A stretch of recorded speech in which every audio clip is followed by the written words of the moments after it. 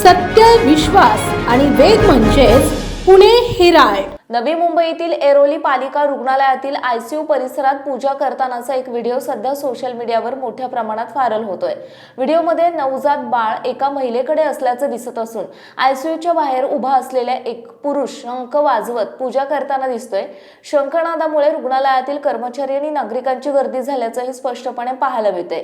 या घटनेनंतर रुग्णालय प्रशासन आणि पालिका व्यवस्थापनावर प्रश्न उपस्थित झाले असून वैद्यकीय नियम आणि सुरक्षितता प्रोटोकॉलचे पालन झाले का याची चौकशी सुरू करण्यात आली आहे।